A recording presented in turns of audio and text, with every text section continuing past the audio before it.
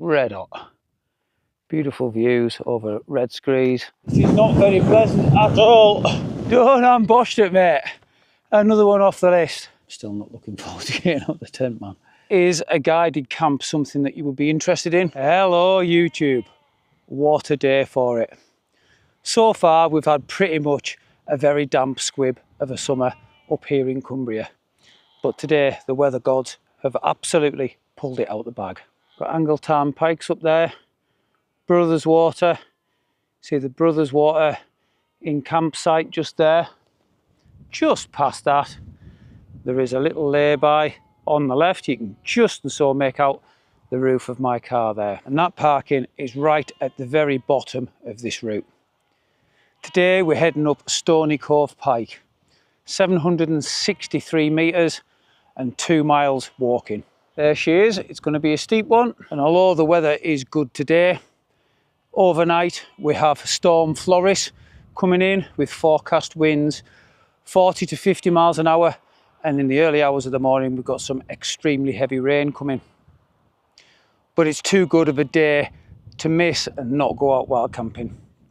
So my rucksack's on, I'm packed, ready to go. Base weight for this one is 6 kilos, but with the wind and the rain coming in, I have brought my 4-season bomb shelter of a tent with me, just to be on the safe side. Even still, I'm not ultra lightweight, but I still am lightweight at the base weight of 6 kilos, plus the water that I'm carrying. So I'm bang on 8 kilos for today's hike and wild camp. As always, I really appreciate all you guys and girls joining me on this one. And if you're a new viewer at the channel, welcome to A Cumbrian Lad Outdoors. So come join me on a wild camp, see what kit I'm using for a storm camp to get this pack weight down to 6 kilos overnight base weight, and enjoy the absolutely stunning backdrop that is the beautiful Lake District.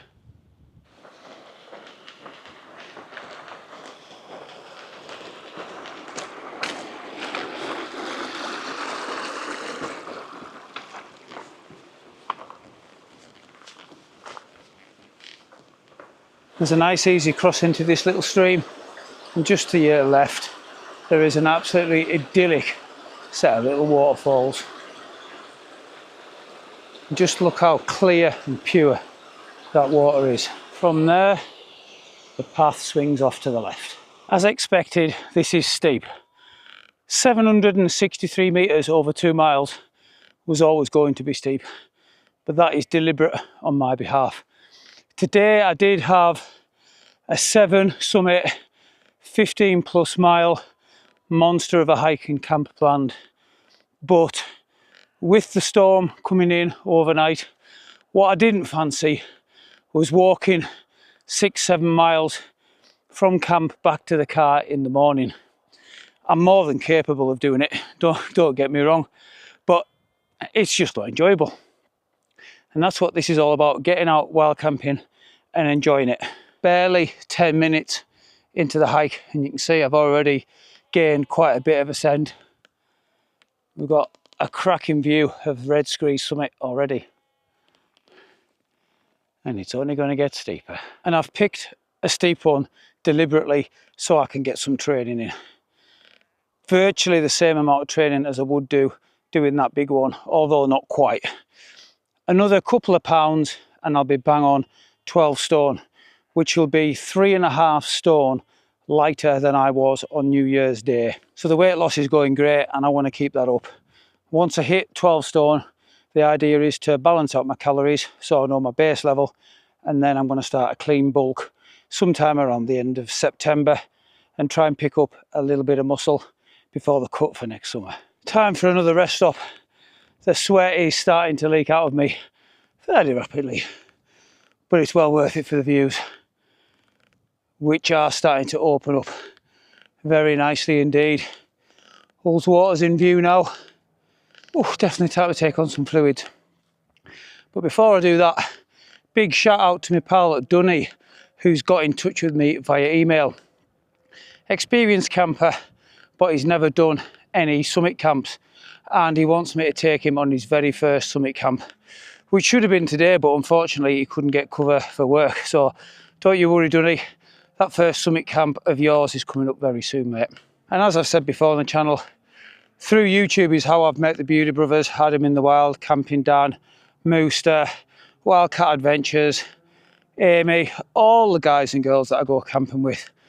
And for that, YouTube, I am eternally grateful. And just while we're on the subject of guided camps, it is something that I'm deliberating dipping my toes into. Although I'm not a qualified mountain leader or instructor or anything like that, I do regard myself as very well experienced out in the fells for hiking and wild camping. So if you're a novice, or if you haven't done any wild camping before, or if you've done a bit of camping but you haven't done any summits, is a guided camp something that you would be interested in? Obviously I'd have to look into the legalities of that kind of thing. There'd maybe have to be a disclaimer or some kind of insurance, but yeah, I'm possibly thinking of maybe once a month, certainly during the better weather, doing a guided camp of maybe up to 5 people. Obviously we'd have to spread out to follow the wild camping guidelines that we've got in place here in the lakes. But yeah, drop me a message either on my email, which is in the bio on my YouTube, or add me on Instagram, drop me a private message if that kind of thing would be of interest to you. And at the moment, I should be in the middle of 25-mile-an-hour gusts of wind, but it's a very steady, nice cooling breeze, which is very welcoming, to be honest. So hopefully that weather is lagging a little bit behind schedule. After what seems an age of ascent, we've just broken the brow of the first hill. Brothers Water's out of view now, but Ullswater is still in. Just some lovely mountain ranges in front of me. Another cracking view of Red Screes. I can actually see people on top looking down on the Kirkstone Pass towards Ambleside and Windermere now in view. It gets less steep from now on, which, if I'm being honest with, I am a bit grateful for. That is a pretty steep climb, that. Although, as I've already said, very good training. Not out of breath at all, the legs feel good. Just sweating profusely. We're edging ever closer to summiting Stony Cove Pike now. Both Brothers Water and Ullswater are well out of shot now. People on top of Red Screes are very clear, as is the views down onto Ambleside and Windermere. Very hazy in the distance, but absolutely stunning. I have come across a cairn with a wooden cross on it that is extremely weathered. I'm assuming there was a plaque on it. Somebody buried here, and also his son. What a place to spend eternity, up here in the fells. Oh, wow. From here, we head that way. Well, we're almost there. I've kind of lost track on how many Wainwrights I've done, but I'm pretty sure I'm approaching 90. But when I get home tomorrow, I will double check and pop it on screen. The only summit for today, Stony Cove Pike. And we can finally say, done and boshed it, mate. Another one off the list. Wow. The views over towards Ullswater and Windermere are somewhat jaded from here. Right from the summit you can't see them, but a very short walk from here, Windermere and Ambleside pop into view very quickly. We've got Thornthwaite crag right there, Froswick and Bell, which I did relatively recently, just before I did the Heriot Way, with the new boots and some massive blisters. This was one of the summits that I wanted to tag that day. Obviously with the blisters I couldn't, so today is the perfect opportunity to tick it off the list. Beautiful 360 views, mountain ranges, out over towards the sea. Beautiful, man. Still no sign of these 25-mile-an-hour winds that I should be right smack bang in the middle of. And with them being forecast, I haven't brought the drone. Kind of kicking myself now. I would have been able to get the drone up, but never mind. It is what it is. Knee point crying our spilt milk. Right, I suppose it's time to have myself a little wander around the local vicinity and try and find myself a pitch for the night. Well, I had a good look around the summit there, and although there was a few places that I could have got the tent pitched, the views were quite jaded, as I mentioned earlier. So what I've done is I've dropped back to that cairn stroke memorial stone with the cross on it, and I'm currently just sitting, chilling, basking in the sun, barely a cloud in the sky, having a drink of water. Red hot. Beautiful views over Red Screes, down towards Ambleside and over Windermere. Now, it's not going to be the best pitch I've ever had in my life. It's a bit bumpy, although it is just off level. I'll get away with it. The wind has picked up slightly. There's just a little bit more of a breeze. But it's still red hot, man. So I'm just loving life, enjoying the views. Couple of good bits of news for you as well. In my last video, if you've watched it, you will notice that I mentioned properly for the first time in a video that my online store is now up and running. It's that new. I haven't got any merch yet, but there is some merch on the way. I've got some caps coming, some t-shirts, one of the water bottles, etc, etc. Once again, I will put a link to my merch store and the main cards unique store in the description if you fancy going and checking it out. I appreciate all you guys and girls support. I really do. It means the world to me. I'm just a normal lad that vlogs what he does. It's as simple as that. So all the kind words of encouragement and support and what have you, especially for my pictures, is really appreciated.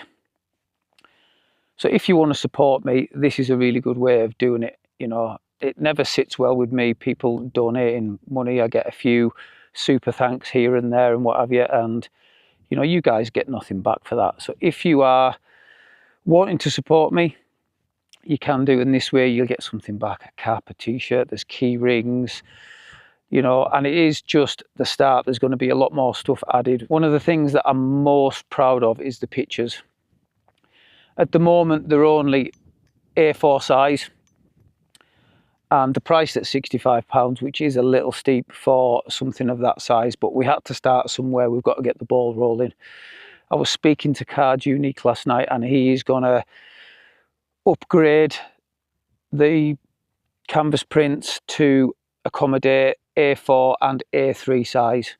Once that gets up and running, the A3 size are going to be £65, and we're going to drop the A4 size to £45. But I do get an awful lot of comments on my pictures, and having them put to print is something that, you know, I'm really, really proud of. And also, if you're a regular viewer of the channel, you'll know over the last 4 years I've lost a cat per year. All of my cats have lived to a really good age, 18, 19. The last 4 cats were when they passed. I have no children, and my cats are my children. They mean the absolute world to me. And it's about 4 months since I lost my last cat. And although they are missed terribly, terribly, all of them, but especially Johnny 5 and Billy, the last two boy cats that we lost, they were irreplaceable, absolute characters, the pair of them, opposite scales. Johnny 5 was just the softest, most loving cat, and Billy was an absolute pain in the backside, but such a character, and inquisitive and boisterous.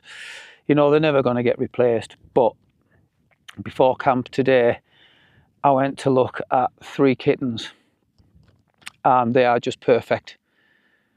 2 boys and a little girl, 1 jet black boy, 1 mainly black boy with a little white patch on his chest and little white patches on his paws, and an almost black girl with some ginger torty coming through. Absolutely stunning, full of energy. So in just less than a fortnight, I am going to have cats in the house again, which I'm really looking forward to. Although I've taken the time to get over the last cat and all the cats, the house has felt empty. And yeah, I'm very much looking forward to having some cats back in the house. Look, flies just flew right past me. That's a massive blue ball. Yeah, so good news, couple of bits of good news there. I'm really happy about both of those. In fact, what I'll do is I'll put a couple of pictures of the cats on screen that I'm going to be getting. It'd be great to get you guys comments in the comment section. Right, I'm going to continue to chill here a little bit more and just take in these beautiful Lake District views. Coming up 5:15, so although it is still getting dark a little bit later, I'm going to leave it a couple of hours. I haven't seen anybody since I've got back here. If I've seen no one in a couple of hours, I'm going to get the tent pitched up. Been sat around for ages and I've not seen anyone for hours. The last person that I saw was on the summit, and since I've been here, no one's even walked past my line of sight. Sunset tonight is just the back of 9, and it's now about 8:15. The sun is starting to dip a little bit in the sky, so I've set the tent up. With that storm coming tonight, I could have brought the Durston. It's more than man enough, if a little bit flappy when it does get very windy. But I've decided to bring the Kuiu, get some more experience with that.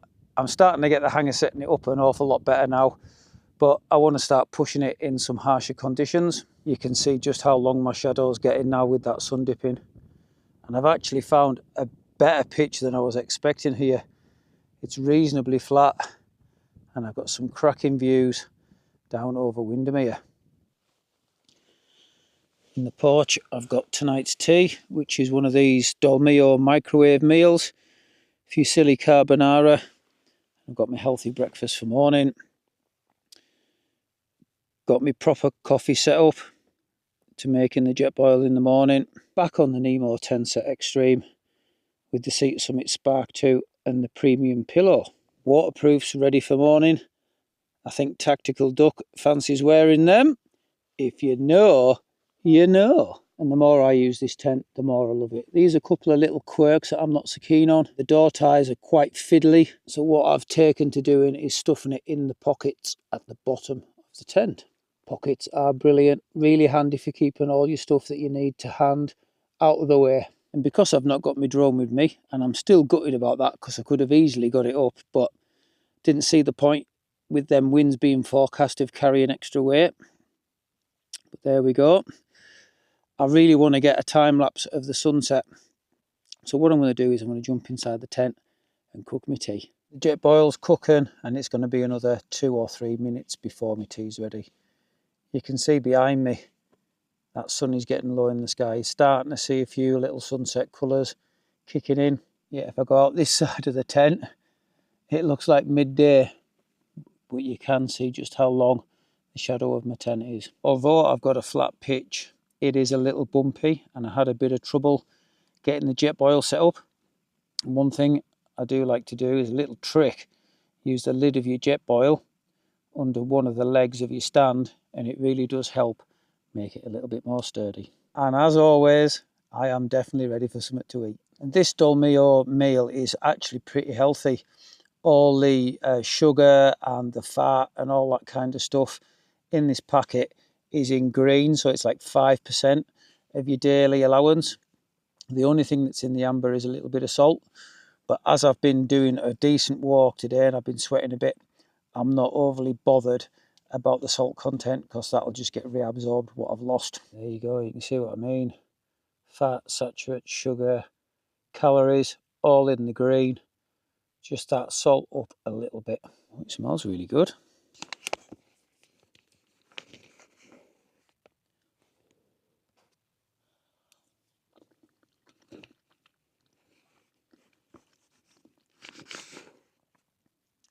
Yeah, it's quite nice, that, nice and creamy.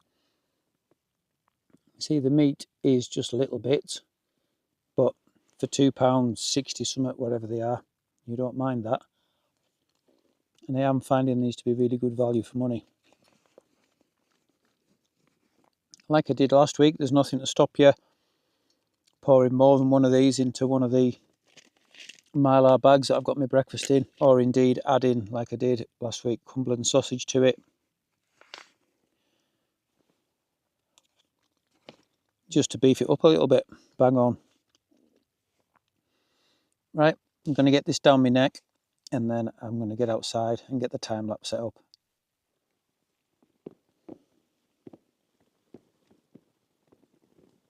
And that's the very last of the sunset colours in the sky.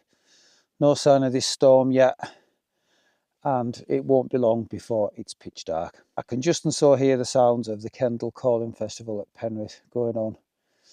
I've got my earplugs with me, so that won't bother me at all. There's not going to be a great deal else going on tonight, so I'm going to zip the tent up and get my head down. But before I turn the camera off for the last time tonight, I do want to share with you one last little camping hack that I've started doing. When I'm at home in bed, I like to get the duvet and I like to snuggle it around my head. And you can't do that while you're camping, right? Unless you're using a quilt, an extra long one, something like that. But what I've started doing recently is actually using my sleeping bag upside down. I like to sleep on my right hand side, and the zip on this sleeping bag is on the left hand side. The benefits of that are twofold. One, my zip is on the correct side for me.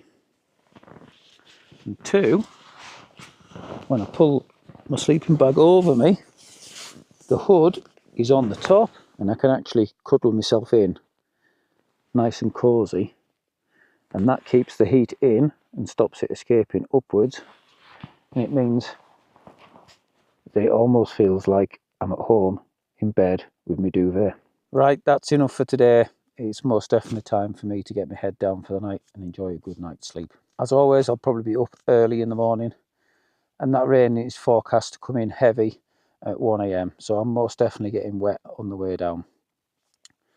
But we'll get up, we'll have breakfast and a coffee, brave the elements, and I should be back at the car within 45 minutes. Unfortunately, no drone footage tonight, as we've already discussed, but enjoy the photos and time-lapse I've got for you overnight, and we'll see you in the morning.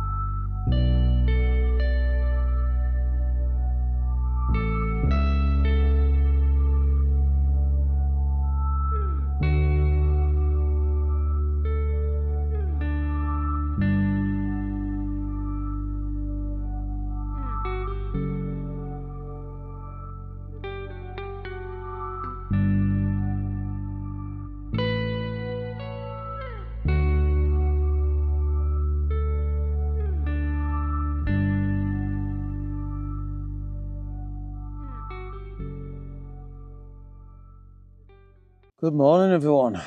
A reasonably solid 6 hours sleep. I did wake up a couple of times with a little bit of cramp, but nothing too terrible. A little bit groggy as well. Oh. As you can hear, that wind has picked up. Nothing terrible, but the tent is getting buffeted around a little bit.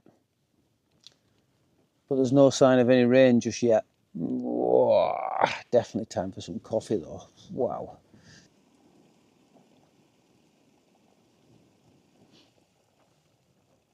Oh, a nice strong cup of coffee this morning, I think.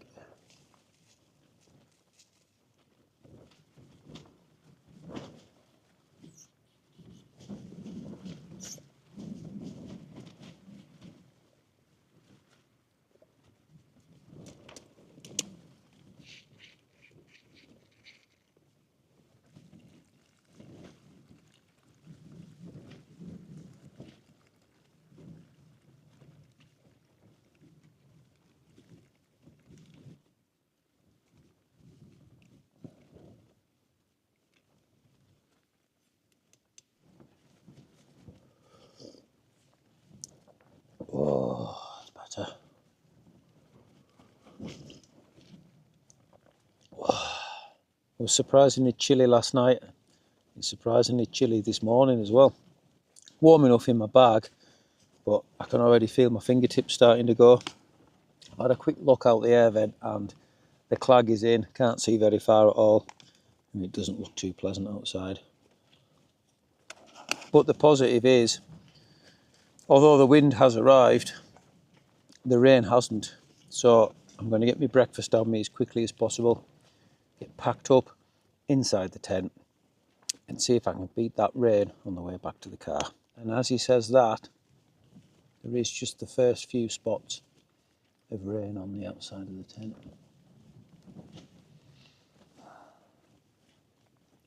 Never mind, got my waterproofs with us.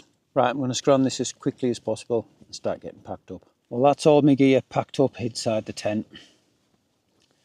The rain has started. See, we've got some decent drops on the outside of the tent, which is still getting buffeted around quite reasonably. I am really not looking forward to getting out the tent this morning. 5 to 6, so it's only going to take me 5 or 10 minutes to get this tent down and packed away. So just the back of 6, I'll be on track back to the car. Nevertheless, I'm still not looking forward to getting out the tent, man. After such a glorious day yesterday, obviously I knew this was coming. But now it's here, and everyone hates packing up at camp, whatever the weather. Well, I suppose I better get it done. Horrible is not the word this morning, my goodness. All those beautiful mountain views that we had yesterday, gone. Clags in. I reckon visibility is down to 20-25 metres at best. You can barely see anything. That's where I had my tent last night. Just a footprint of flattened grass there. That's my rucksack ready to go. All my water bottles and my rubbish tucked away. So as always, and as it should be, I'll be leaving no trace. So it's most definitely time to head back to the car. I'll try and bring you back along the way, and I'll sign the video off properly at the car. Well, 5 minutes into the descent now, and that wind really is picking up. It's starting to blow me off my feet. You can see the fog getting blown around in front of me.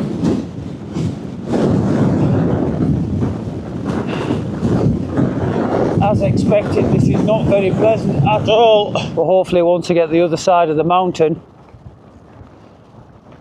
the wind is coming from the right direction, so I might get a little bit of respite from it. I've just broken that ridge line, and the weather conditions are still pretty bad. In fact, they're very bad. There's no two ways about it.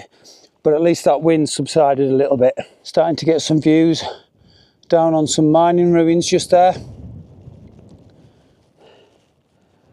And the camera's not picking it up, but I can just and so see the campsite. Still absolutely horrendous up here though, but the rain that is coming down is like a fine mist. As you can probably tell on the camera lens, even with the low amount of wind that we've got now, it is soaking me. I know I've got my waterproofs on, but it's just getting in past the hood and it's quite draining. Stinging your eyes and all that kind of stuff. And I'm on a steep, I was going to say ridge line, it's not a ridge line, but It's a pinnacle, I'm going to say, walking down the centre of a pinnacle ridge. There we go, the campsite's just come into view a little bit better. Like I say, it does keep clearing and then disappearing, clearing and disappearing. But once I get to this next edge, it gets even steeper, so I'm going to have my wits about me. Got my walking poles ready. With the rain, the ground is very slippy. So the camera will be going down and I shall bring you back once I'm at the car. Well, even with those weather and visibility conditions, it's taken me exactly 40 minutes to get back to the car, so I'm pretty happy with that. As I said, once I broke that ridgeline, the wind did drop, but even at ground level, the weather conditions are still pretty bad. So I'm glad I got down safe. Great weather and views last night, and it was a really enjoyable camp, but surprisingly cold for the time of year. Once again, British summertime is on hold, smack bang in the middle of summer, and my Reynards is playing up. That is absolutely ridiculous. Cracking little summit that, steep ascent, highly recommend it. If you get some good weather, as I did last night, the views are absolutely fantastic. Right, time for me to get myself away home. Thank you all very much for joining me on this one, and I hope you've enjoyed it as much as I have. So once again, until next time, stay safe, much love from a Cumbrian lad.